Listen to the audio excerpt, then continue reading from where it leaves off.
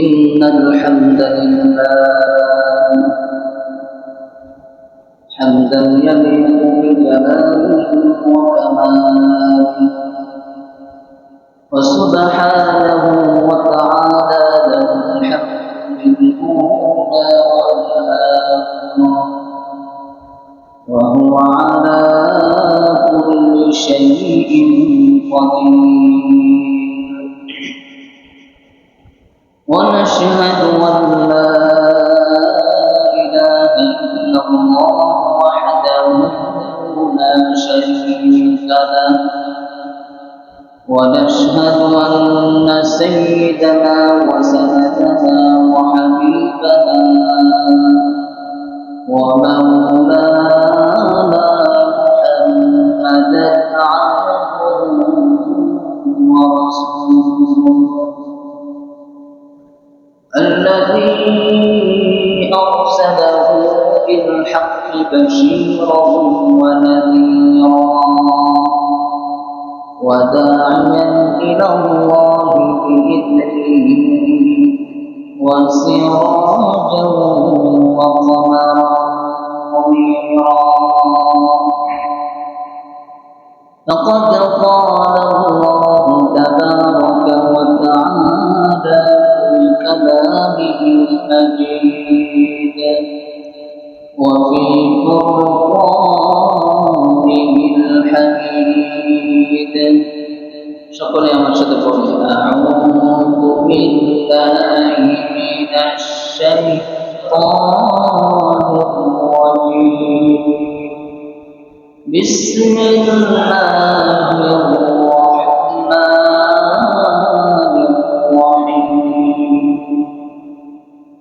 واتل عليهم نبأ ابني آدم بالحق وقال النبي صلى الله عليه وسلم أفضل أيام الدنيا أيام العشر يعني عشر ذي الحجة أو كما قال عليه الصلاة والسلام وقال سبحانه وتعالى في شان حبيبه ومحبوبه آمرا ومخبرا إن الله وملائكته يصلون على النبي يا أيها الذين آمنوا صلوا عليه وسلموا تسليما اللهم صل على محمد وعلى آل محمد كما صليت على إبراهيم وعلى آل إبراهيم إنك حميد مجيد اللهم بارك على محمد وعلى آل محمد كما باركت على إبراهيم وعلى آل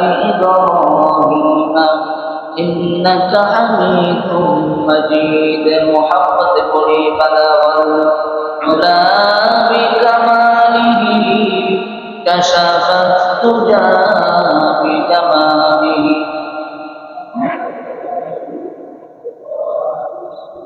صلوا عليه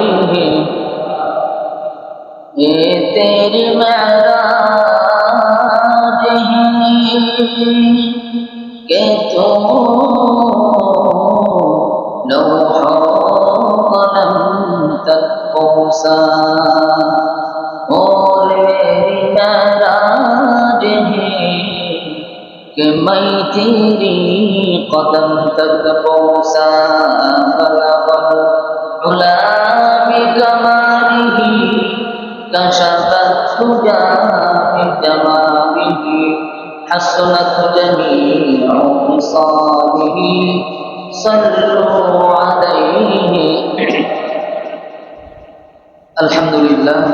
মহান আল্লাহ তাবারক ওয়া তাআলার আলিশান দরবারে লাখো কোটি শুকরিয়া জ্ঞাপন করছি যে মহান আল্লাহ রব্বুল আলামিন আমাদেরকে আজকের এই মুতাবারক জুমার দিনে, পবিত্র দিনে আল্লাহর ঘর মসজিদে জুমার নামাজের লক্ষ্যে আসা এবং বসা, কোরআন সুন্নাহর আলোকে কিছু কথা বলা এবং শোনার তৌফিক করে দিয়েছেন।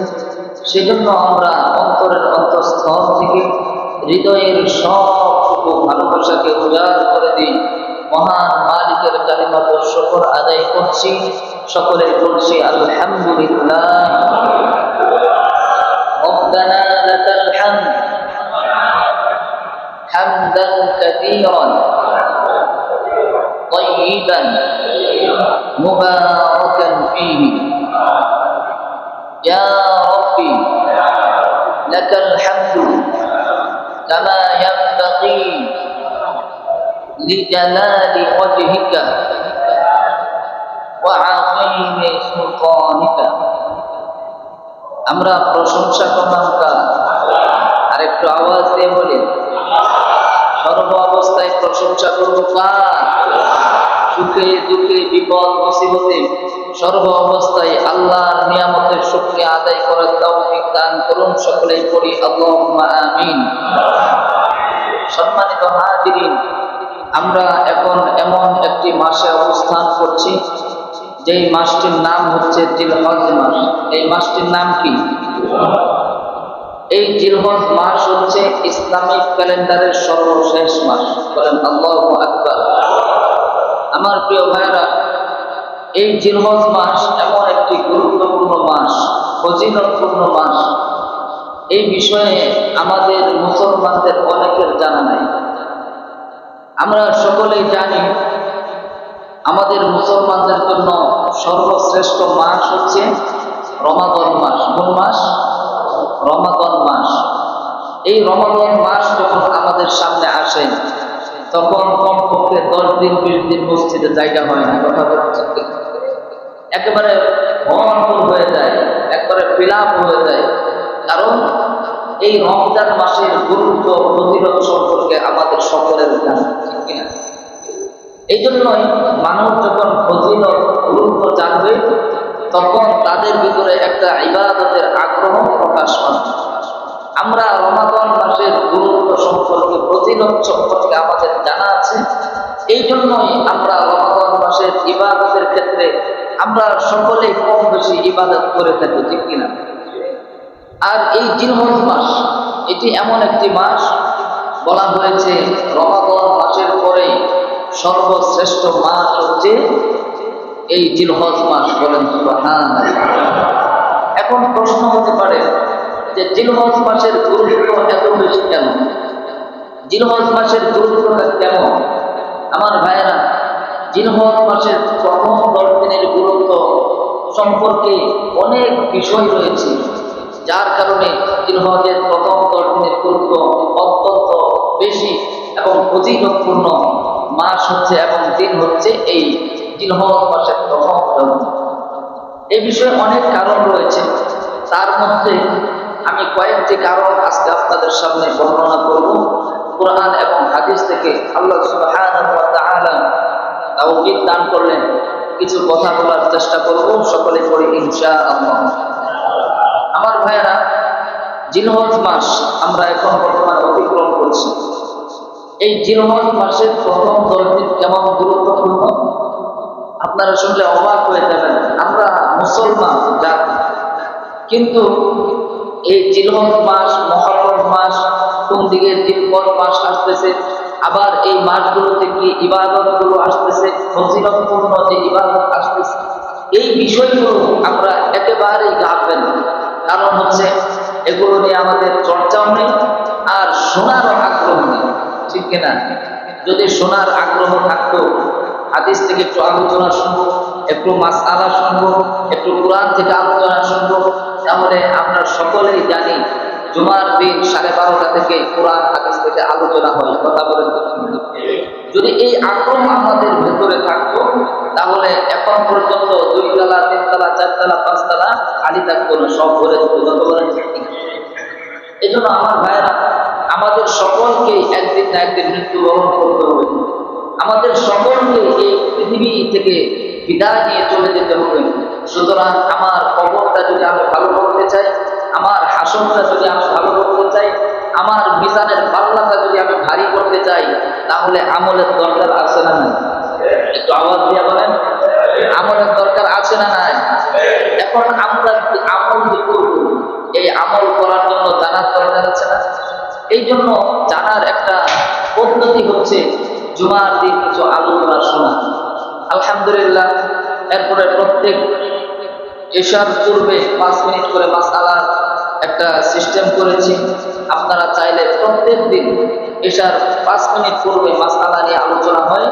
আমাদের যদি শোনার আগ্রহ থাকে, জানার ইচ্ছা থাকে, তাহলে আমরা প্রতিদিন ইনশাআল্লাহ এশার সময় আগে ভাগে মসজিদে চলে আসতে পারবো তো ইনশাআল্লাহ। আল্লাহ তাআলা আমাদের সকলকে মানবার বুঝবার তৌফিক দান করুন, সকলে করি আমিন।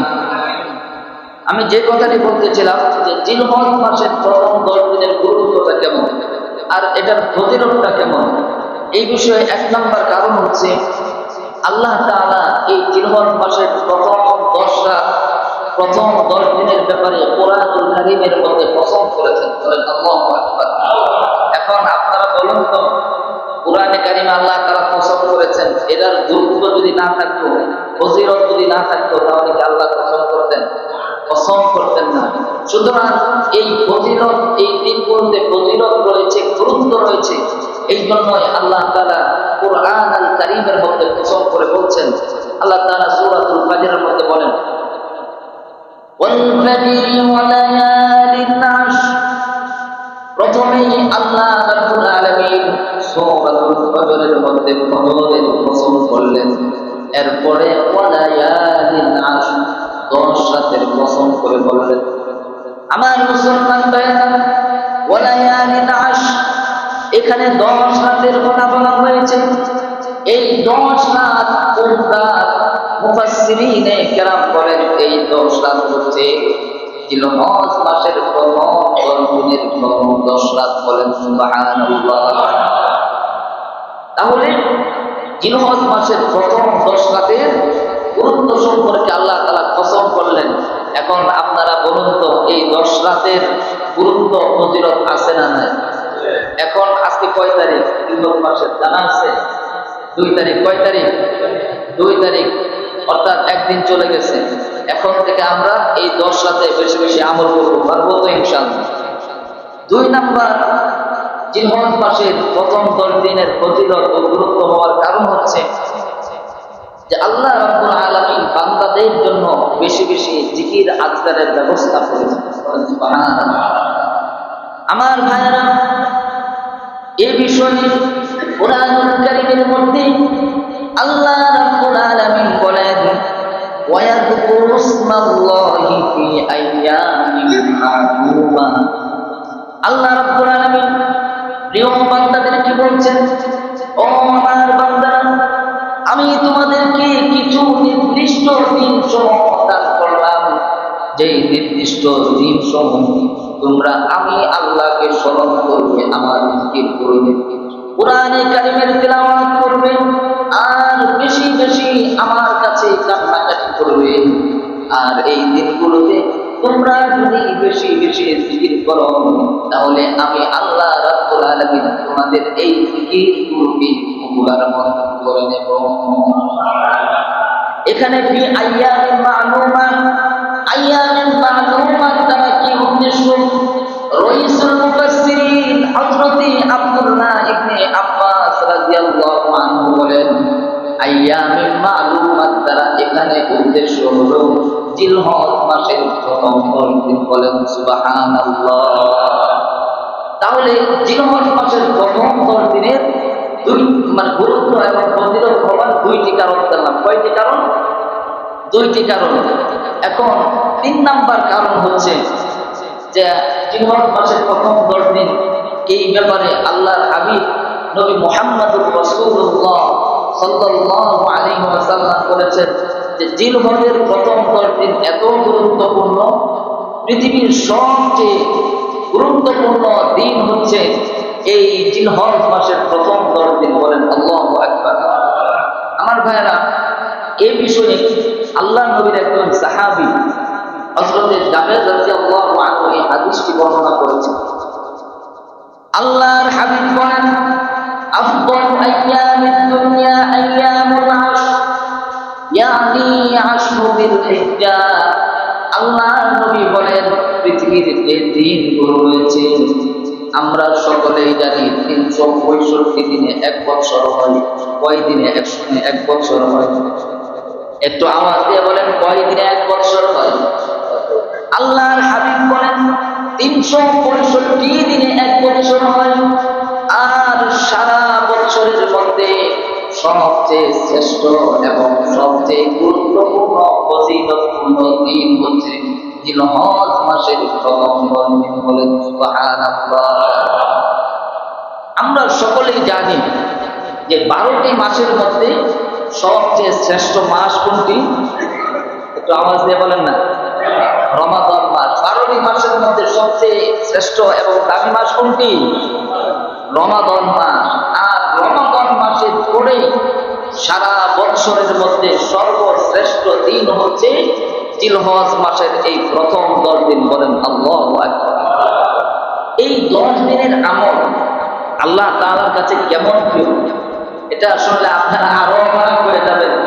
তিরমিজি, মুসনাদ আহমদ এবং আবু দাউদের ভিতরে বিখ্যাত 3টি হাদিস গ্রন্থে এই হাদিসটি বর্ণিত হয়েছে। এই হাদিসটি বর্ণনা করেছেন হযরতে আব্দুল্লাহ ইবনে আব্বাস রাদিয়াল্লাহু আনহু। আপনারা জানেন কি যে আব্দুল্লাহ ইবনে আব্বাস কে? জানেন কেউ? আব্দুল্লাহ ইবনে আব্বাস হচ্ছেন নবীজি মুহাম্মদুর রাসূলুল্লাহ সাল্লাল্লাহু আলাইহি ওয়াসাল্লামের চাচাতো ভাই। বলেন সুবহানাল্লাহ। তিনি রইসুল মুফাসসিরিন, তিনি একজন তাফসীরকারক ছিলেন, মুফাসসির ছিলেন, বিখ্যাত একজন মুফাসসির। তিনি এই হাদিসটি বর্ণনা করেন। আল্লাহর হাবিব বলেন, আনি ইবনে আব্বাস রাদিয়াল্লাহু আনহু قال قال رسول الله صلى الله عليه وسلم। আব্দুল্লাহ ইবনে আব্বাস রাদিয়াল্লাহু আনহু থেকে হাদিসটি বর্ণিত।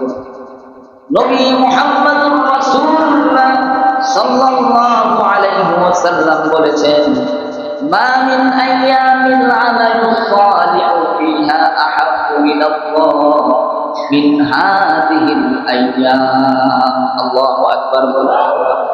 আল্লাহর হাবিব বলেন, মা মিন আইয়ামিল আমালুস সালিহু ফিহা আহাব্বু ইলাল্লাহ। ও দুনিয়ার মানুষেরা শুনে রাখুন, জিলহজ মাসের প্রথম 10 দিনের আমল আল্লাহ তাআলার কাছে এত প্রিয়, যা অন্য সময়ের আমল আল্লাহর কাছে ততটা প্রিয় নয়। আল্লাহ নবীর সাহাবারা জিজ্ঞাসা করলেন, ইয়া রাসূলুল্লাহ ওয়ালাল জিহাদু ফি সাবিলিল্লাহ। ওগো নবী, আল্লাহর রাস্তায় জিহাদ করার চাইতেও কি জিলহজ মাসের প্রথম 10 দিনের আমল আল্লাহর কাছে প্রিয়? এবার আল্লাহর হাবিব সাহাবাদেরকে ডেকে বললেন, ও আমার সাহাবারা শোনো, আল্লাহ রাব্বুল আলামিনের কাছে জিলহজ মাসের প্রথম 10 দিনের আমল এত প্রিয়, এত প্রিয়, আল্লাহর রাস্তায় জিহাদ করার চাইতেও আল্লাহ তাআলার কাছে প্রথম 10 দিনের আমল অধিক প্রিয়। বলেন সুবহানাল্লাহ।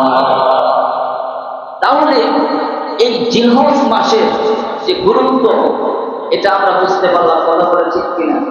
এখন আপনারা বলুন তো, রমাদানের পরেই এই জিলহজ মাসের গুরুত্ব ফজিলত আছে কিনা? আর কেমন গুরুত্ব আমরা এই হাদিসগুলো থেকে এবং কোরআনের আয়াত থেকে শুনতে পারলাম। এখন আমরা 4 নাম্বার কারণ জানব, জিলহজ মাসের প্রথম 10 দিন ফজিলতপূর্ণ এবং গুরুত্বপূর্ণ হওয়ার কয় নাম্বার কারণ? একটু আওয়াজ দিয়ে বলেন না। 4 নাম্বার কারণ। 4 নাম্বার কারণ হচ্ছে যে এই জিলহজ মাসের প্রথম দশকে এমন একটি দিন আছে, যে দিনটি আল্লাহর হাবিব নবী মুহাম্মদুর রাসূলুল্লাহ সাল্লাল্লাহু আলাইহি ওয়াসাল্লাম বলেছেন, সর্বশ্রেষ্ঠ দিন হচ্ছে এই দিন, বলেন আল্লাহু আকবার। আর সেই দিনটি হচ্ছে ইয়াউমুল আরাফা। সেই দিনটির নাম কি? একটু আরবিতে বলেন না, সেই দিনটির নাম কি? ইয়াউমুল আরাফা। যেটা আমাদের 9 তারিখ সামনে আসতেছে, সেটা হচ্ছে আরাফার দিন, বলেন সুবহানাল্লাহ। আমার ভাইরা, ইয়াউমুল আরাফা, আরাফার দিনটা আল্লাহর কাছে কত প্রিয়, আমাদের কাছে কত গুরুত্বপূর্ণ, কেমন ফজিলতপূর্ণ এই দিনটা। আল্লাহ রাব্বুল আলামিন বলেন, ইয়াউমুল আরাফা, আরাফার দিনে আমি আল্লাহ রাব্বুল আলামিন এত সংখ্যক মানুষকে ক্ষমার ঘোষণা দেই, যা অন্য সময়ে আমি এত সংখ্যক মানুষকে ক্ষমার ঘোষণা দেই না, বলেন সুবহানাল্লাহ। এই দিনটা এত গুরুত্বপূর্ণ যে আল্লাহ তাআলা এত সংখ্যক মানুষকে ক্ষমার ঘোষণা দেন, যা অন্য কোনো দিনে এত ক্ষমার ঘোষণা দেন না। আমার ভাইরা, এই জন্য আমাদেরকে এই দিনগুলোতে বেশি বেশি আমল করার দরকার আছে না? বিশেষ করে ইয়াউমুল আরাফা, আরাফার দিনে বেশি বেশি দোয়া করা। কারণ কি? আল্লাহর হাবিব বলেন, খায়রুদ দুআ আরাফা। আল্লাহর হাবিব বলেন, খায়রুদ দুআ আরাফা। আল্লাহর হাবিব বলেন, এই দিনটা এত গুরুত্বপূর্ণ দিন, ফজিলতপূর্ণ দিন, আর এই দিনের দোয়াটা হচ্ছে সর্বশ্রেষ্ঠ দোয়া। আর আল্লাহর হাবিব আরাফার দিনে এমন একটি দোয়া করতেন, যা সকল নবী করেছেন। নবীদের পূর্বে যত নবী পৃথিবীতে আগমন করেছেন, সকলেই বেশি বেশি এই দোয়াটা করতেন, বলেন সুবহানাল্লাহ। সেই দোয়াটি কি? সকলে আমার সাথে একটু বলুন, লা ইলাহা ইল্লাল্লাহু ওয়াহদাহু লা শারীকা লাহু, লাহুল মুলকু ওয়া লাহুল হামদু ওয়া হুয়া আলা কুল্লি শাইইন কাদির। আবার আমার সাথে বলুন, লা ইলাহা ইল্লাল্লাহু ওয়াহদাহু লা শারীকা লাহুল মুলকু ওয়া লাহুল হামদু ওয়া হুয়া আলা কুল্লি শাইইন কাদির। আল্লাহু আকবার।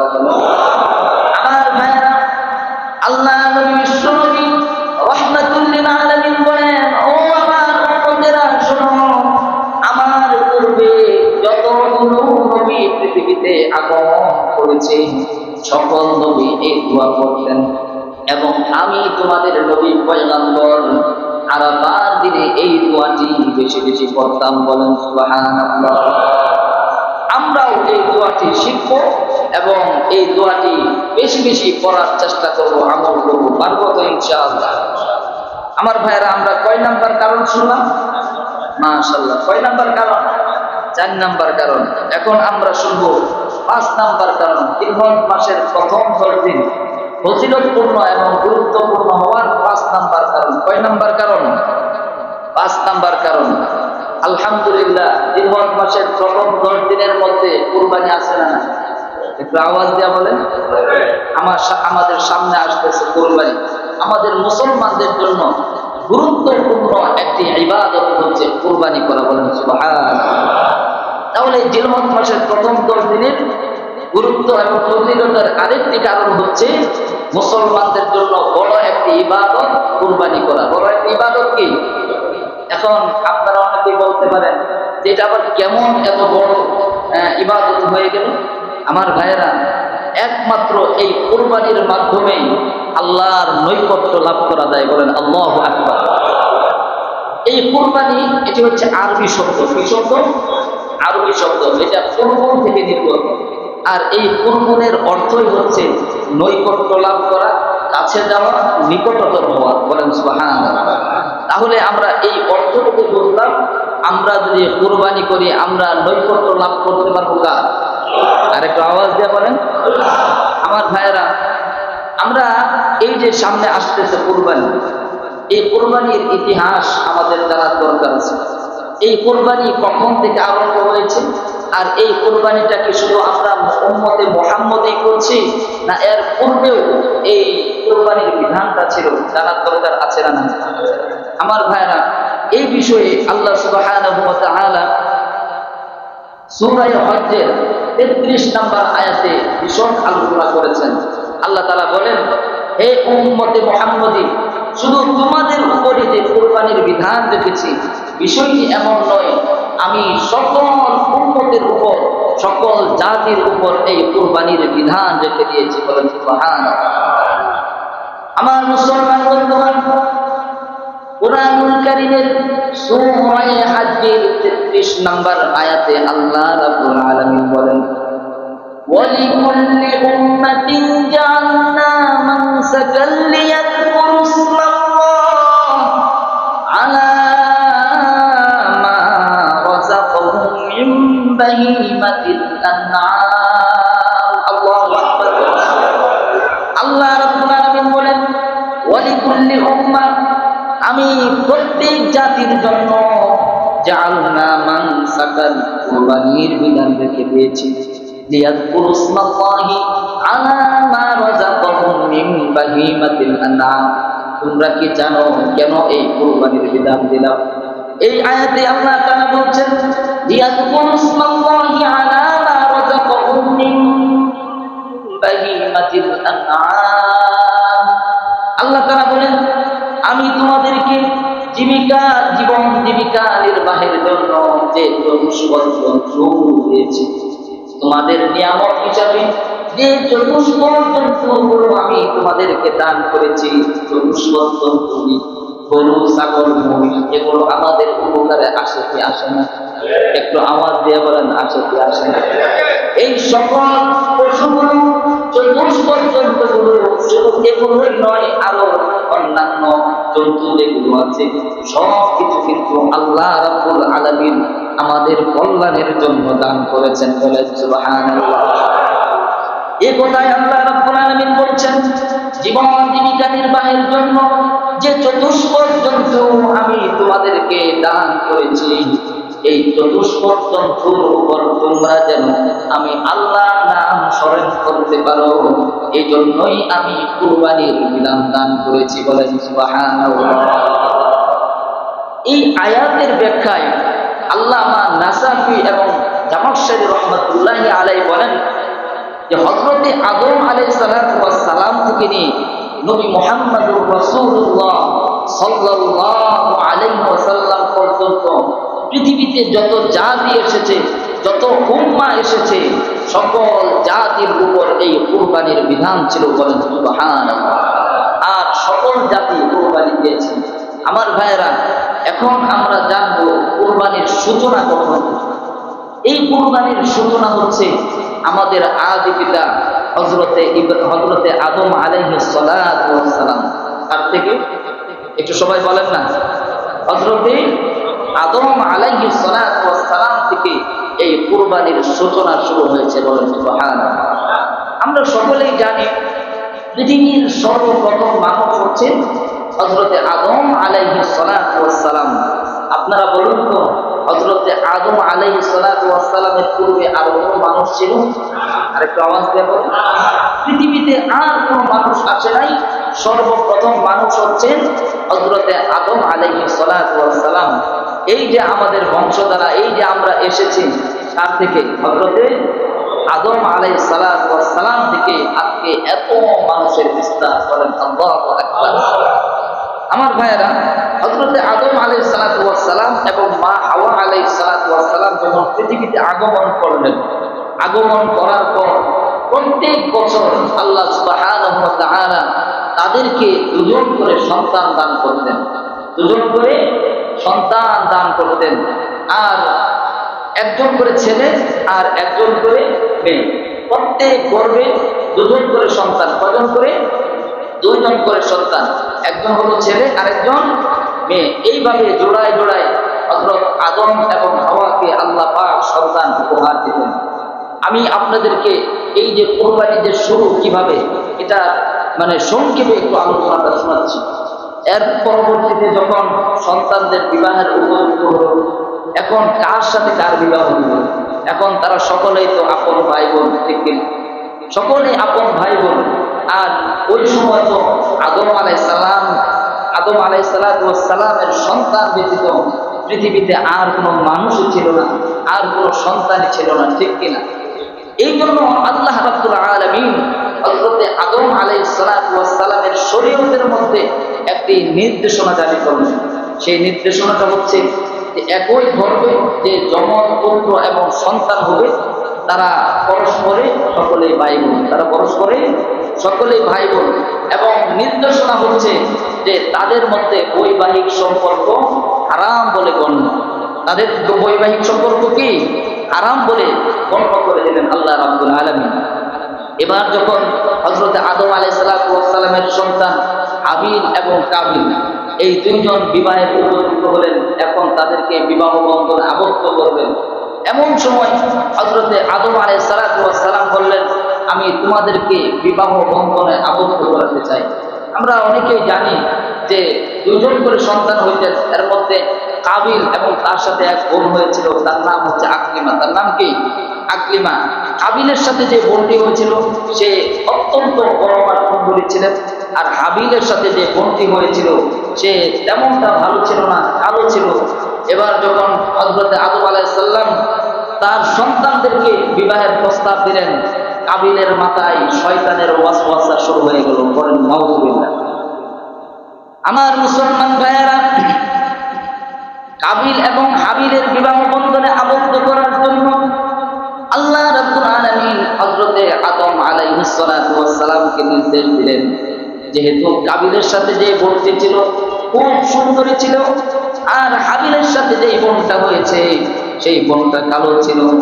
এবার কাবিল বলতেছে, বাবা আমি আকলিমাকে বিবাহ করব, আর হাবিলকে তার সাথে যে বোন হয়েছে তার সাথে তাকে বিবাহ বন্ধনে আবদ্ধ করেন। এবার হযরত আদম আলাইহিস সালাম চিন্তিত হয়ে গেলেন, পেরেশানির মধ্যে পড়ে গেলেন। তিনি চিন্তা করলেন এইভাবে হবে না। হযরত আদম আলাইহিস সালাম তিনি নিজে কোনো সিদ্ধান্ত নিলেন না, সরাসরি সিদ্ধান্ত আল্লাহর উপর ন্যস্ত করলেন। একটি কৌশল অবলম্বন করলেন, যাতে করে বাবা সন্তানের পক্ষ থেকে কোনো অভিযোগ না থাকে। এবার হযরত আদম আলাইহিস সালাম হাবিল এবং কাবিলকে ডাকলেন, তোমরা এদিকে আসো। হাবিল এবং কাবিলকে ডেকে বললেন, তোমরা আকলিমাকে বিবাহ করতে পারবে, তোমাদের জন্য শর্ত হলো তোমরা উভয়ে আল্লাহর রাহে একটি কুরবানি করো, যার কুরবানি আল্লাহর কাছে কবুল হবে তার কাছেই আকলিমাকে বিবাহ দেওয়া হবে। বলেন সুবহানাল্লাহ। আমার ভাইরা, হযরত আদম আলাইহিস সালাম বললেন, যার কুরবানি আল্লাহর কাছে কবুল হবে সে যদি কাবিল হয়, কাবিলের কুরবানি যদি আল্লাহর কাছে কবুল হয়, কাবিলার কাছেই আকলিমাকে বিবাহ দেওয়া হবে। আর যদি হাবিলের কুরবানি কবুল হয়, তাহলে হাবিলের কাছে আকলিমাকে বিবাহ দেওয়া হবে। সুতরাং তোমরা যাও আল্লাহর দরবারে, আল্লাহর রাহে, আল্লাহর সন্তুষ্টির জন্য তোমরা কুরবানি করো। এবার হাবিল সে দুম্বা, ভেড়া, মেষপা লালন পালন করল। এগুলো থেকে সে উন্নত মানের একটি দুম্বা আল্লাহর রাস্তায়, আল্লাহর সন্তুষ্টি কল্পে আল্লাহর জন্য কুরবানি দিয়ে দেবেন। বলেন সুবহানাল্লাহ। অপরদিকে কাবিল সে কৃষিকাজ করত, তার কৃষি থেকে শস্য, গম, কিছু জিনিস সে জমিনের মধ্যে রেখে আসে। আমার ভাইয়েরা, আমরা যে এখন কুরবানি করি, আমাদের কুরবানি এবং তাদের কুরবানির মধ্যে একটু ভিন্নতা ছিল, পার্থক্য ছিল। হযরত ইব্রাহিম আলাইহিস সালামের আগ পর্যন্ত যে কুরবানিগুলো হতো, এই কুরবানি ওই সময় একেবারে তৎক্ষণাৎ পালন করতে পারত। কারণ হলো, যখন কুরবানি দেওয়া হতো তখন আকাশ থেকে অগ্নিশিখা এসে যার কুরবানি কবুল হতো সেটাকে গ্রাস করে দিত। সুবহানাল্লাহ। আমার ভাইরা, আর আমাদের তো এই পরীক্ষার মধ্যে পড়তে হয় না। এই জামানায় যদি এই পরীক্ষা করা হতো যে কুরবানি যাত্রা কবুল হবে, তারটা অগ্নিশিখা এসে পুড়িয়ে একবারে ছাড়খাড় করে দিবে, আমার মনে হয় কত মানুষ যে এই কুরবানি থেকে দূরে সরে যেত। কথা বলেন ঠিক কিনা? আমরা সকলে একেবারে খালেস নিয়তে আল্লাহর জন্য, আল্লাহর নৈকট্য লাভের জন্য কুরবানি করব। পারবো তো ইনশাআল্লাহ? অন্য কোনো কুরবানির মধ্যে নিয়ত থাকবে? আল্লাহর জন্য একমাত্র কুরবানি করব।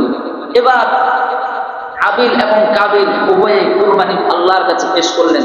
এই বিষয়টি আল্লাহ রাব্বুল আলামিন সূরাতুল মায়েদার 27 নম্বর আয়াতে সুন্দরভাবে এই উদাহরণগুলো, সুন্দরভাবে এই বর্ণনাগুলো আল্লাহ তাআলা দিয়েছেন।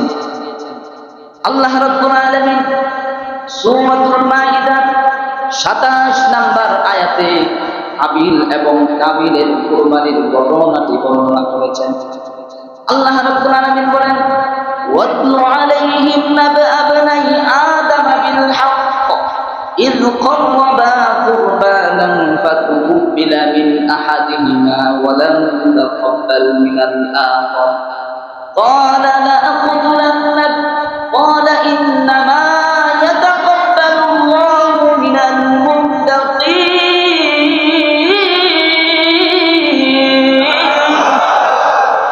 আল্লাহ রাব্বুল আলামিন এই আয়াতের মধ্যে আপন ভাষায় বিশদ আলোচনা করেছেন কুরবানি সম্পর্কে। কুরবানির সূচনা কিভাবে হয়েছে, আর কুরবানি দেওয়ার পরে কি ঘটনা ঘটেছে, কার কুরবানি কবুল হয়েছে, এই বিষয়ে আল্লাহ রাব্বুল আলামিন যখন নবীদের কাছে এই আয়াত নাযিল করে নবীজিকে ডেকে বলতেছেন, ওয়াতলু আলাইহিম নাবা আবনাই আদম বিল হক। ওগো নবীজি, আপনি আদমের দুই পুত্র হাবিল এবং কাবিলের কুরবানির ঘটনাটা সঠিকভাবে বিল হক একটু বোঝার চেষ্টা করবেন। আল্লাহ তাআলা বলতেছেন বিল হক, সঠিকভাবে, সত্য যেভাবে ঘটনাটি ঘটেছে আপনি আপনার উম্মতদেরকে সকল মানুষের কাছে পেশ করুন। বলেন সুবহানাল্লাহ। আমার ভাইয়েরা, কি ঘটনাটি ঘটেছিল? ইদ করবাতা কুরবানা, যখন তারা উভয়ে কুরবানি আল্লাহর সামনে পেশ করলেন। ইদ করবাতা কুরবানা ফাতুকুবিলা মিন আহাদিহিমা, তাদের দুজনের মধ্যে একজনের কুরবানি কবুল হলো। ওয়ালাম ইয়াতাকাব্বাল মিনাল আখার, আর অপরজনের কুরবানি আল্লাহ রাব্বুল আলামিন কবুল করলেন না। আমার ভাইরা, এখান থেকে আমাদের কয়েকটা শিক্ষা আছে। এর মধ্যে যখন কাবিলের এই কুরবানি আল্লাহ গ্রহণ করলেন না, এখানে একটা বিষয় হচ্ছে হাবিল কিন্তু তার মেষপালের মধ্যে, দুম্বার মধ্যে একটি উন্নত মানের ভেড়া দুম্বা আল্লাহর রাস্তায় কুরবানি করেছিলেন। আমরা ইতিহাস থেকে জানি কাবিলের যে শস্য গম ছিল, যেগুলো পোকামাকড়ে খাইত, যেগুলো ভালো ছিল না, এই শস্য গমগুলো সেই আল্লাহর নৈকট্য লাভের জন্য কুরবানি দিয়েছিলেন। এখানে আমাদের শিক্ষা হলো হাবিল সে উন্নত মানের ভেড়া দুম্বা আল্লাহর রাস্তায় কুরবানি দিয়েছিল, যার কারণে আল্লাহ তাআলা তার কুরবানিকে কবুল মঞ্জুর করেছেন। বলেন সুবহানাল্লাহ। আমার ভাইয়েরা, যখন তারা উভয়ে কুরবানি করলেন, হাবিলের কুরবানি আল্লাহ তাআলা কবুল করে নিলেন। ওয়ালাম ইউতাকাব্বাল মিনাল আখার, কাবিলের কুরবানি কবুল করা হলো না। এখন তার মাথা তো আরো নষ্ট হচ্ছে। একদিকে আকলিমাকে পাচ্ছে না, আর একদিকে কুরবানি করলো, এটাও আল্লাহ গ্রহণ করলেন না। এবার সেই হাবিলের প্রতি খুব রাগ হয়ে গেল, ক্রোধান্বিত হয়ে গেল, আর বলতে থাকলো, ক্বালা আকুতুলান্নাক, হে ভাই, হে হাবিল, আমি তোমাকে অবশ্যই অবশ্যই হত্যা করব। করেন নাউজুবিল্লাহ। আমি তোমাকে অবশ্যই অবশ্যই হত্যা করব। এবার হাবিল বললেন, এ আমার ভাই, তুমি আমার সাথে রাগ করছো কেন? এখানে তো আমার কোনো কারণ নেই যে আমার সাথে তুমি রাগান্বিত হবে, আমাকে হত্যা করবে। কেন আমাকে হত্যা করবে? ইন্নামা ইয়াতাকাব্বালুল্লাহু মিনাল মুত্তাকিন, আল্লাহ তাআলা বলেন, আমি তো মুত্তাকি, পরহেজগার, আল্লাহ ভীরুদের কুরবানি কবুল করি। বলেন আল্লাহু আকবার। আমার ভাইয়েরা, এখান থেকে আরেকটা শিক্ষা হচ্ছে যে শুধু কুরবানি দিলেই কি আল্লাহর কাছে কবুল হওয়া যাবে? একটু আওয়াজ দিয়ে বলেন। কুরবানি কবুল হতে হলে কি হতে হবে? মুত্তাকি কি হতে হবে? আরেকটু আওয়াজ দিয়ে বলেন না, কি হতে হবে? পরহেজগার, মুত্তাকি হতে হবে। এটাই হাবিল বলতেছে, ইন্নামা ইয়াতাকাব্বালুল্লাহু মিনাল মুত্তাকিন। হে কাবিল, এখানে আমার কোনো দোষ নেই। এখানে বিষয় হচ্ছে যে আল্লাহ তাআলা মুত্তাকি, পরহেজগার, আল্লাহ ভীরুদের কুরবানি কবুল করেন। বলেন আল্লাহু আকবার। আজকে আমরা এই পর্যন্ত থাকলাম। ইন্নামা ইয়াতাকাব্বালুল্লাহু মিনাল মুত্তাকিন।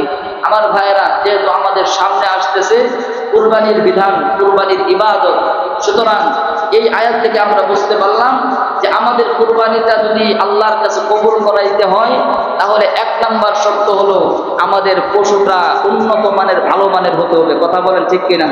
আর 2 নাম্বার শর্ত হলো মিনাল মুত্তাকিন, আমাদেরকে মুত্তাকি, পরহেজগার, আল্লাহ ভীরু হতে হবে। কথা বলেন ঠিক কিনা? এখানে 3 নাম্বার আরেকটা বিষয় হচ্ছে যে এখানে কবুল না হওয়ায় কাবিল কিন্তু হিংসা, অহংকার করতেছে। সুতরাং আমরা যারা ধনী মানুষ, আমরা কুরবানি করব, কিন্তু আমাদের মধ্যে হিংসা থাকা যাবে না। এই হচ্ছে কুরবানি সম্পর্কে কথা। যেহেতু সামনে একেবারে যেই জুম্মাটা আসবে, সেখানে আর আলোচনার সুযোগ নাই। আমাদের সামনে আরেকটা ইবাদত আসতেছে, আরেকটা ফজিলতপূর্ণ, গুরুত্বপূর্ণ ইবাদত হচ্ছে আইয়ামে তাশরিক। নাম কি বললাম? এটা সকলে বলেন, আইয়ামে তাশরিক। আল্লাহু আকবার, আল্লাহু আকবার, লা ইলাহা ইল্লাল্লাহু, আল্লাহু আকবার, আল্লাহু আকবার, ওয়ালিল্লাহিল হামদ। এটা সকল মুসলমান নরনারীর জন্য পড়া কি? ওয়াজিব। পড়া কি?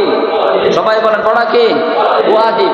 সুতরাং আমি যদি ঘরের ভিতরেও ফরজ নামাজ পড়ি, তারপরেও যারা পুরুষ তারা উচ্চ আওয়াজে এই তাকবীরটি বলবে। বুঝতে পারছেন?